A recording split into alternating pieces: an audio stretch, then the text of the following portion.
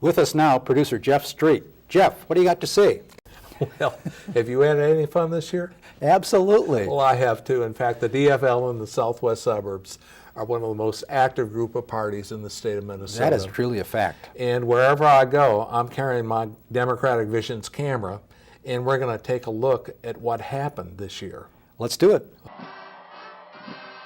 We begin not on Main Street in Hopkins, but in Washington for the January 21st re-inauguration of President Barack Obama. Voters that helped the American Eagle prevail over right-wing obstructionism and Mitt Romney. You and I, as citizens, have the power to set this country's course. Now, while fancy Democrats paraded and danced in Washington, regular folks, DFLers, gathered in Hopkins to watch it all on satellite and later to reflect on struggles that predated Twitter and Michelle Bachmann. Among them, Minnesota civil rights leader Dr. Josie Johnson. All that our president spoke of today. As the 2013 Minnesota legislature convened, Bloomington, Edina, St. Louis Park, and Hopkins were represented by Democrats in the House and Senate. Minnetonka and Eden Prairie also continued to trend blue.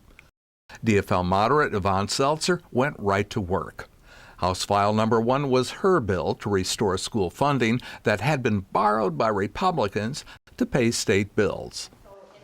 The House District 48 lawmaker began a series of town hall meetings and appearances that engaged both Democrats and Republicans.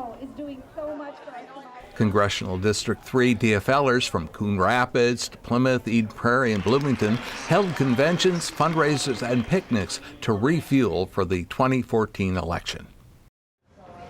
We're going to need you to come in. We're going to need you to volunteer. Get out there and do the blocking and tackling. That's what today is about. Thank you for coming today. Senator Al Franken and Matt McNeil of AM 950 Radio were priming the pump in Edina. Over in Eden Prairie, Senate District 48 DFLers picnicked and parlayed at Edenville Park. How you playing?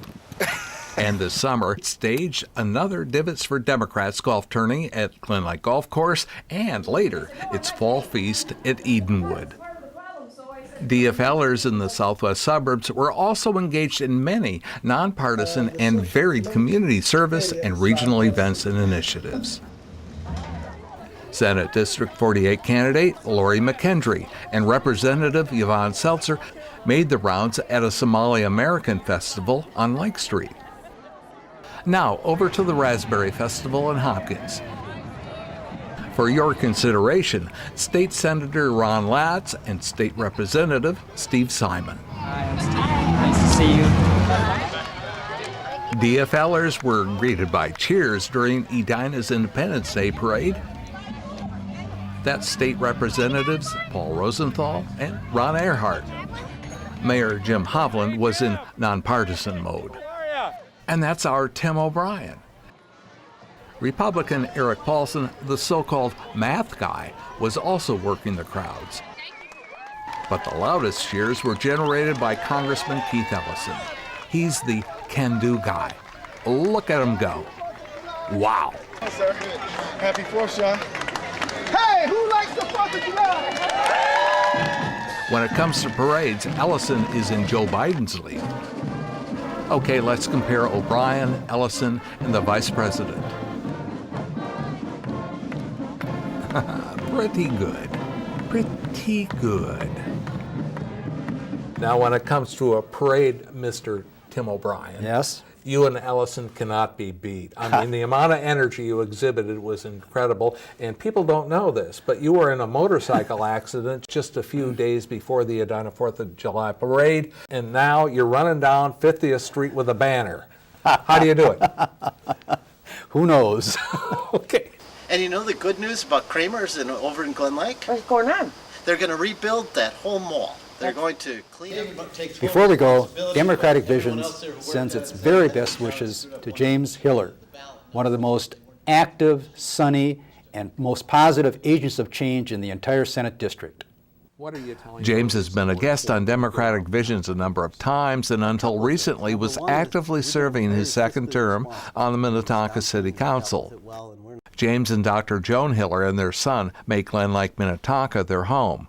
But right now, he is living at the Courage Center in Golden Valley, where he is engaged in a full-forward therapy program. James is recovering from a stroke. Now, his return to active civic life will be highly welcome. James is an articulate, fair, neighborly, and yes, progressive voice. I've appreciated his skill of questioning officious policy when others should have but did not. When James Hiller shows up, we're all agreed better decisions are forged and the community whole benefits. Thanks to that report, Jeff, and thank you all for watching.